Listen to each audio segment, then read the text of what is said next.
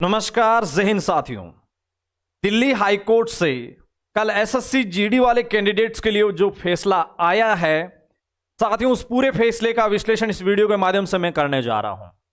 और जो enrolment exam और रिजल्ट वाले जो कैंडिडेट्स है, बहुत सारे बिंदु आपके केसेज से मेल है, वो इस केसेज के बिंदु खा रहे हैं और इसी आधार पे साथियों पूरा विश्लेषण मैं आपको इस वीडियो के माध्यम से बताने वाला हूं। हाइलाइटेड पॉइंट्स की बात की जाए तो दिल्ली हाईकोर्ट ने साफ कह दिया है कि 4 सप्ताह के भीतर इन कैंडिडेट्स को अपॉइंटमेंट दिया जाना है और विथ सीनियरिटी के साथ। और इसके साथ साथ साथियों कई ऐसे बिंदु सामने आए हैं।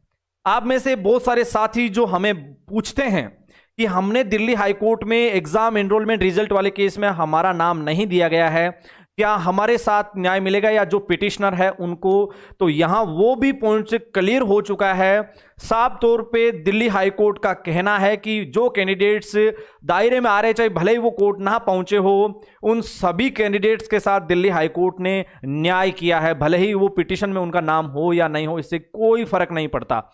साथियों अगर इसकी बात की जाए तो मैं आपको पहले ही अवगत करवा चुका हूं कि 13 दिसंबर 2022 को इनकी अंतिम सुनवाई थी और इसी डे इनका कोर्ट की ओर से जो फैसला है, जो जजमेंट है, उसको रिजर्व किया गया था। अगर बात की जाए 12 दिसंबर को आपको पता है अग्निपथ के मैटर को सुना जा रहा था, ठीक एक दिन बीच में जो गैप था, इस दिन एसएससी वाला मैटर सुना गया था। साथ ही जो इस फैसले पे अगर फैसले की तारीख की बात की जाए तो 21 दिसंबर 2022 को यह फैसला सामने रख दिया गया था। टोटल 11 के करीब पिटिशंस है वो साथियों आपको नजर आ जाएगी।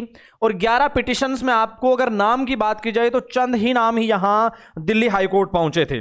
अगर साथियों इस केसेज की बात और की जाए तो यहां ऑनरेबल जस्टिस है वो है सुरेश कुमार कैत जी। जी हां, ये वही जस्टिस है ऑनरेबल जिन्होंने दिल्ली हाई कोर्ट के अंदर हमारे केसेज की शुरुआती सुनवाई के दरमियान ये हमारे जज थे। जी हां, इसके पश्चात ऑनरेबल चीफ जस्टिस जो है दिल्ली हाई कोर्ट के, उनको फॉरवर्ड किया गया था।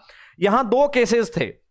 एसएससी जीडी 2018 की रिक्रूटमेंट से पहले एक एसएसबी 2016 की रिक्रूटमेंट का मैटर भी यहां सामने आता है। साथियों अगर मैटर की बात की जाए, आप जो बोलते हैं अन्याय की परिभाषा, वो यहां आप नोट करना, आप खुद को महसूस होगा है कि किस तरीके से सीमाओं को लांघा जा रहा था।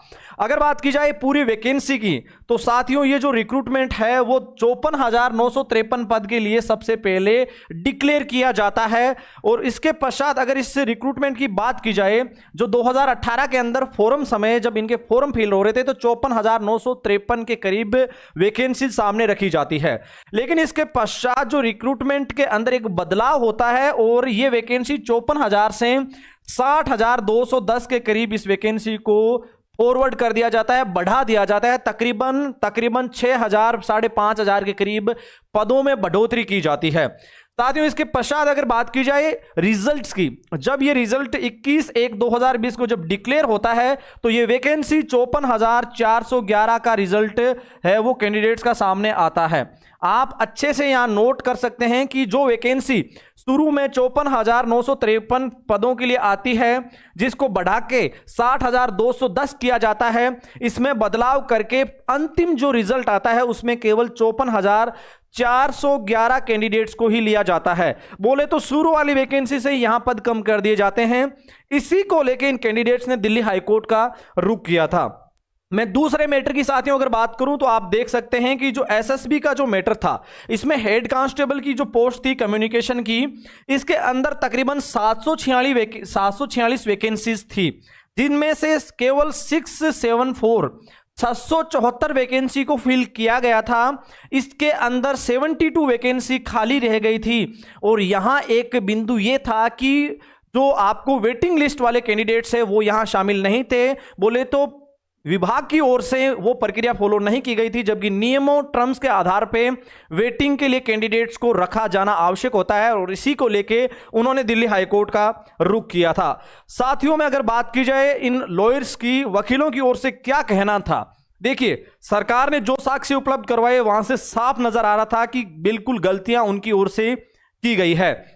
लॉयर्स का इसमें यह साफ तौर पे कहना था कि जो सरकार की ओर से जो साक्ष्य पेश किए गए हैं, इनसे यह साबित हो रहा है, सही और सटीकता से यह साबित हो रहा है कि वैकेंसी थी और सरकार की यह जिम्मेदारी बनती है कि जो वैकेंसी खाली थी इसके अंदर चयनित इन कैंडिडेट्स को लिया जाए।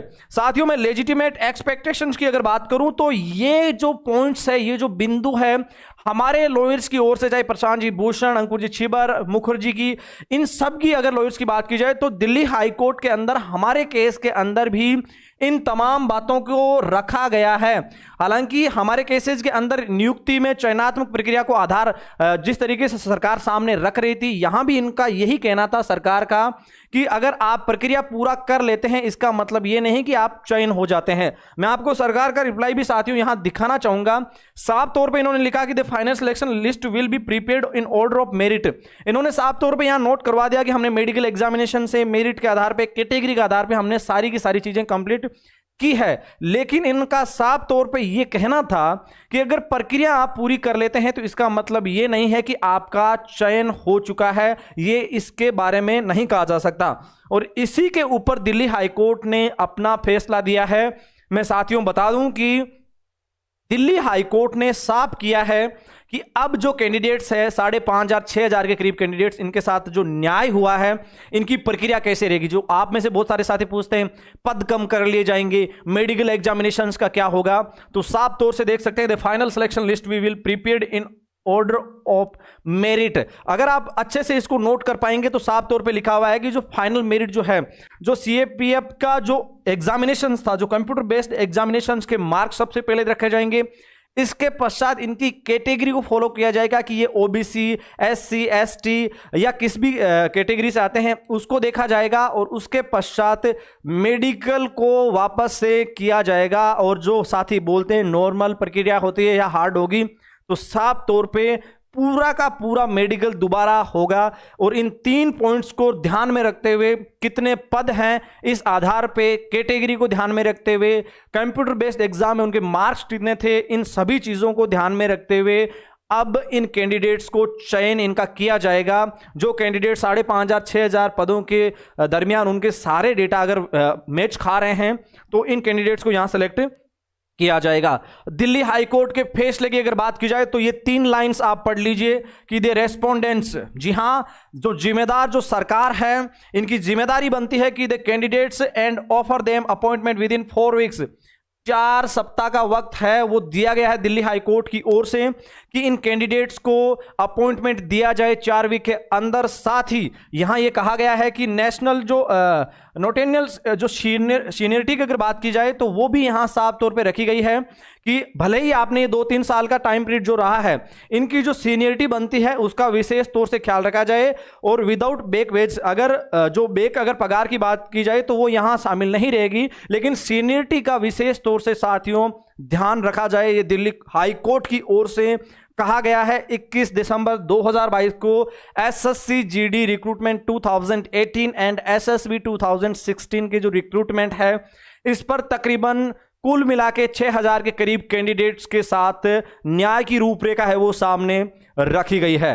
साथियों, मैं आपको बता दूं कि इस केस की सुनवाई है वो फरवरी 2021 से जारी थी। इसके बाद इनके कैंडिडेट्स ने हाईकोर्ट में जाने के पश्चात इन्होंने नागपुर से दिल्ली की पैदल यात्रा भी है वो भी की थी। मैंने कई वीडियो के माध्यम से आपको उसके बारे में भी चर्चित बातें बताई है। लेकिन जिस तरीके से इन कैंडिडेट्स के साथ न्याय हुआ है, हमारे साथ साथ इनकी सुनवाई है वो हो रही थी, हम देख रहे थे। और जब हमारे ही युवाओं ने देश की राजधानी में लोकतांत्रिक तरीकों से जब अपनी आवाज बुलंद की थी, तब इन एसएससी वाले भाइयों ने आपका बेहद ज्यादा साथ दिया था। साथियों, आप भी पॉजिटिव रहिए। दिल्ली हाई कोर्ट से आपके लिए कभी भी पॉजिटिव अपडेट आ सकती है, निश्चित रहिए। और उम्मीद करते हैं कि हमारे ही हित में फैसला आएगा। लेकिन जाते जाते आपको यह बताना चाहूंगा कि भले ही आपका नाम कोर्ट में नहीं गया हो, पिटिशनर्स में नहीं है, न्याय की रूपरेखा सबके साथ रखी जाएगी, ऐसा इस फैसले से सामने आ रहा है।